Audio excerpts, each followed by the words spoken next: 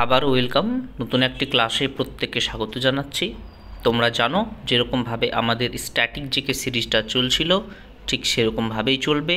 Target হচ্ছে আমাদের WBPKP 2024। আজকে আমাদের ক্লাস নাম্বার হলো 8। আজকে আমাদের টপিক কী আছে ক্লাসে, সেটা হচ্ছে ভারতের বিভিন্ন গবেষণাগারের নাম ও প্রধান কেন্দ্র। এটা ভ্যারি ইম্পর্টেন্ট টপিক বলতে পারো, কারণ পুলিশের পরীক্ষায় এই জায়গা থেকে একটা না একটা প্রশ্ন থাকেই। একটা টপিক হচ্ছে এই গবেষণাগার প্রধান কেন্দ্র, এটা একটা টপিক। আর একটা টপিক হচ্ছে বিভিন্ন প্রতিষ্ঠানের সদর দপ্তর, বিভিন্ন ইন্টারন্যাশনাল যে সকল সংস্থাগুলো আছে, আন্তর্জাতিক সংস্থা, তাদের সদর দপ্তর। এবং এই টপিকটা, এই দুটো টপিকের মধ্যে কোনো না কোনো একটা টপিক থেকে একটা প্রশ্ন ডেফিনেটলি পরীক্ষাতে দেখতে পাওয়া যায়। তো কপাল যদি ভালো থাকে তো এই পিডিএফ থেকেই একটা প্রশ্ন চলে আসতে পারে। ঠিক আছে, চলো আজকের ক্লাসটা তাহলে আমরা শুরু করি। প্রথম প্রশ্ন যেটা আমি দিয়েছি, হ্যাঁ, আমি প্রধানত এমসিকিউ আকারে করাই না, আমি ওয়ান লাইনার হিসেবে করাই। আমি জানি যে তোমাদের এমসিকিউ দেখলে একটা লোভনীয় খাবারের মতো ইচ্ছে করে, বাট একটা কথা আমি বলবো, এমসিকিউ ডেফিনেটলি করবে, কিন্তু আগে কনসেপ্টটা জানাটা জরুরি। ডিটেলসে আগে পড়ে নাও বিষয়গুলো, ওয়ান লাইনার হিসেবে দেখে নাও। কনসেপ্টটা ক্লিয়ার হয়ে গেলে তখন গিয়ে এমসিকিউতে তোমরা ঢিল ছুড়বে বা এমসিকিউ তখন চেষ্টা করবে। বুঝতে পারলে? ধরো এই যে আমি তোমাদেরকে পিডিএফটা দেখাচ্ছি, এখানে ধরো কথার কথা ধরো 30টা আছে। এবার এমসিকিউতে 30টাতে এক জায়গায় তুমি কোথাও পাবে না, এক জায়গা থেকে এই 30টা পাবে এমসিকিউ হলে। 2-4টে হয়তো এমসিকিউ বইতে পাবে, বাকিগুলো পাবে না। কিন্তু তার মানে এই নয় যে বাকিগুলো ইম্পর্টেন্ট নয়। আমি বলে দিচ্ছি যে কোনগুলো ইম্পর্টেন্ট, কোন কোন পরীক্ষা এসেছে আমি সব বলে দেবো। চলো প্রথমটা আমরা শুরু করি। Indian council of agricultural research, যেটা হচ্ছে নতুন দিল্লিতে অবস্থিত। এই প্রশ্নটা স্টাফ সিলেকশন কমিশনের বিভিন্ন পরীক্ষাতে এই প্রশ্নটা এসেছে। Indian council of agricultural research এইটা কোথায় অবস্থিত? সেটা হচ্ছে নতুন দিল্লিতে, মানে এর প্রধান কেন্দ্রটা হচ্ছে নতুন দিল্লি। আশা করি বোঝাতে পারছি। নেক্সট, ধান গবেষণা কেন্দ্র। ধান গবেষণা কেন্দ্র কোথায় আছে? উড়িষ্যার কটকে। এটা অনেকেই জানো, ভ্যারি ইম্পর্টেন্ট। এইটা ডাব্লিউবিপিতে আসা প্রশ্ন। ধান গবেষণা কেন্দ্র বোঝা গেল। নেক্সট, গম গবেষণা কেন্দ্র কোথায় অবস্থিত? পুসা, দিল্লি। এইটাও ডাব্লিউবিপিতে আসা প্রশ্ন। এই প্রশ্নগুলো তোমরা পিওয়াইকিউ যারা সলভ করেছো তারা ডেফিনেটলি এই প্রশ্নগুলো দেখতে পাবে। বোঝা গেল? নেক্সট, পাট গবেষণা কেন্দ্র। পাট গবেষণা কেন্দ্রটা কোথায় আছে? সেটা হচ্ছে আমাদের পশ্চিমবঙ্গে ব্যারাকপুরে রয়েছে, পাট গবেষণাগার রয়েছে। তুলা বা কার্পাস যেটাকে বলছে, এখানে তুলা, এটা কার্পাস বলেও থাকতে পারে পরীক্ষাতে। ঠিক আছে, তো সেটা হয়ে যাবে নাগপুর, মহারাষ্ট্র। নাগপুর, মহারাষ্ট্র হলো তুলা গবেষণা কেন্দ্র। নাগপুর হচ্ছে সেই শহরটার নাম বা সেই জায়গাটার নাম, আর সেটা যে রাজ্যে আছে সেটা হলো মহারাষ্ট্র। এই রাজ্যগুলোকে আমি ব্র্যাকেটে দিয়ে দিয়েছি। আর প্রধান যে জায়গা বা মূল যে কেন্দ্র সেইটা হচ্ছে এই যে নাগপুর।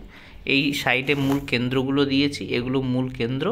আর এই যে ব্র্যাকেটে দিয়েছি এগুলো হচ্ছে সব কোন রাজ্যের মধ্যে আছে। তো পরীক্ষায় দুভাবেই থাকতে পারে, হয় রাজ্যটা উল্লেখ থাকতে পারে বা প্রধান কেন্দ্র যেটা এক্স্যাক্ট যে জায়গাটা সেটাও থাকতে পারে।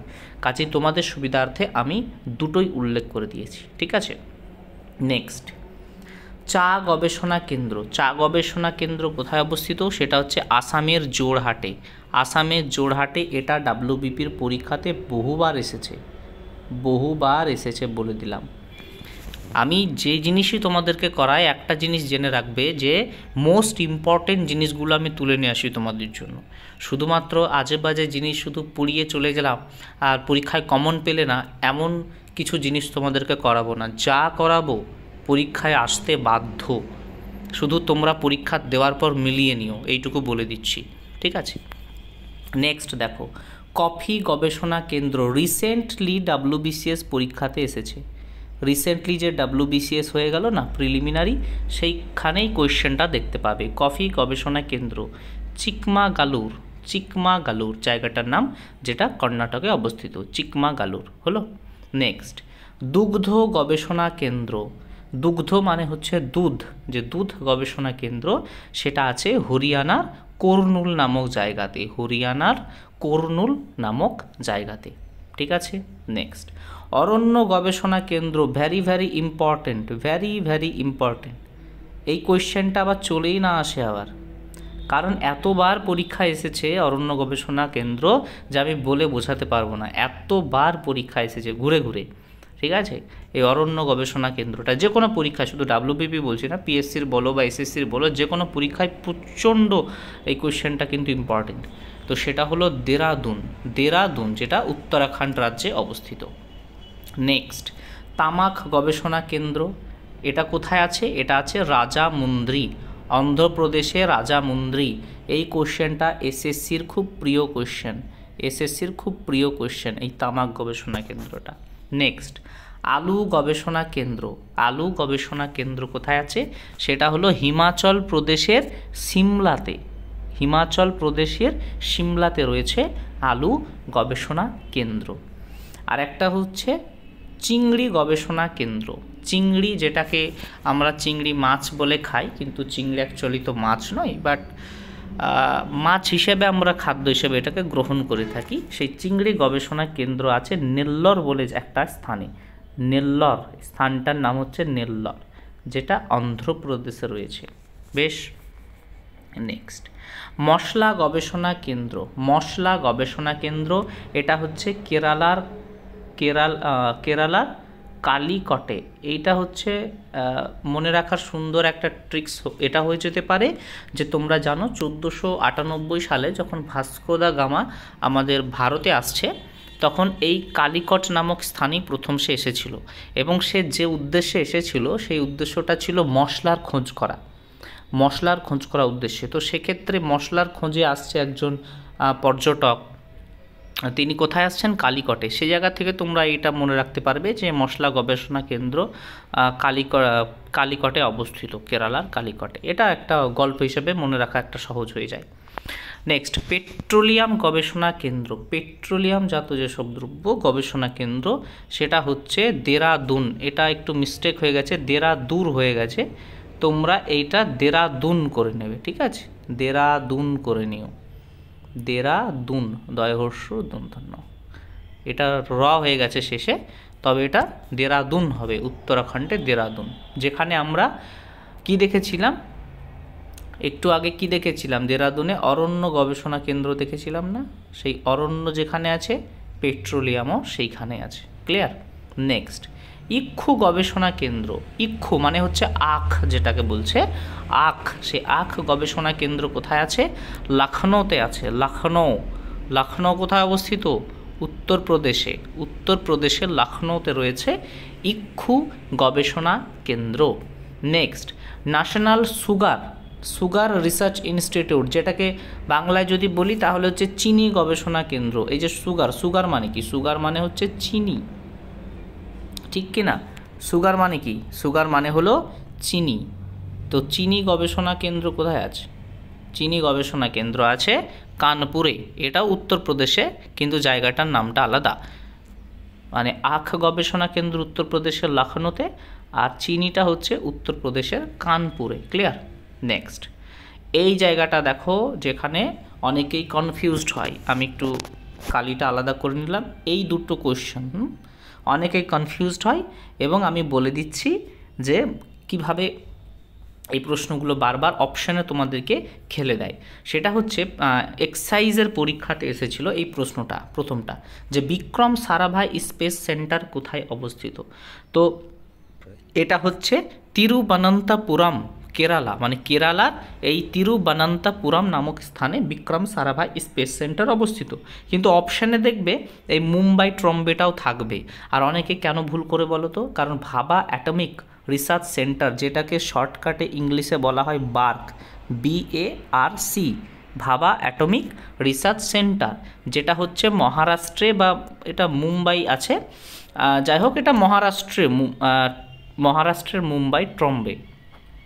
অপশানে তোমাদের ট্রম্বে থাকতে পারে, অপশানে তোমাদের মুম্বাই থাকতে পারে, অপশানে তোমাদের মহারাষ্ট্রও থাকতে পারে।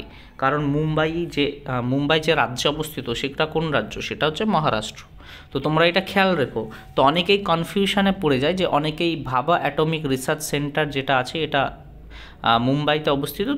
তো এইটা অনেকে কি হয় যে বিক্রম সারাভাই স্পেস সেন্টারের সাথে গুলিয়ে ফেলে।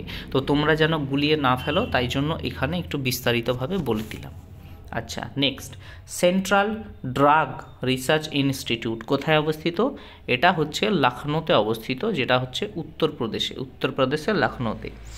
Next, all India institute of medical science, যেটাকে বলা হয় all India institute of medical science বা AIIMS, মেডিকেল লাইনের সবথেকে একটা বড় সেন্টার হচ্ছে AIIMS, all India institute of medical science, যেটা অবস্থিত হচ্ছে নতুন দিল্লি। মানে এর যে প্রধান যে জায়গা সেটা হচ্ছে নতুন দিল্লি। এই হচ্ছে মোটামুটি তোমাদের বেস্ট কিছু কয়েকটা কোশ্চেন, যেগুলো আমি অনলাইনারে করে দিলাম। তাহলে বলো, কোনো একটা MCQ বইতে নিশ্চয়ই এখান থেকে 3-4টে কোয়েশ্চেন থাকতে পারে বা 5-7টা থাকতে পারে, কিন্তু সবগুলো কি এক জায়গায় পাওয়া যাবে বলো তো? কাজেই আমি বারবার ওই কথাটা বলছি যে তোমরা কমপ্লিট নলেজ, যেটাকে বলে না, কমপ্লিট নলেজ দরকার। কমপ্লিট নলেজ যদি থাকে তাহলে পরীক্ষায় কোনো কোয়েশ্চেনে ধোকা খাবে না। আর যদি এইরকম একটু আধটু মানে ধরো নাও পড়াশোনা করে গেছো, তাহলে খুব কনফিউশনে ভুগবে। তাই কনফিউশন থাকা যাবে না, কমপ্লিট নলেজ রাখতে হবে সবসময়। আমি ওই কথাটাই বলছি। এবং আরও যে সমস্ত ক্লাসগুলো হয়ে গেছে সেগুলো ধারাবাহিকভাবে দেখতে হবে। শুধুমাত্র এই টপিকটা ভালো লাগলো বলে এটা করে বেরিয়ে গেলাম, তাহলে কিন্তু মুশকিল আছে। আমি যেহেতু সব ধীরে ধীরে করিয়ে দিচ্ছি, তাই তোমরা চেষ্টা করবে ধীরে ধীরে একটা একটা করে সমস্ত ক্লাসগুলোকে কমপ্লিট করার। চলো, আজকের ক্লাস এই পর্যন্তই। দেখা হচ্ছে আবারও পরবর্তী কোনো একটা দুর্দান্ত ভিডিওতে।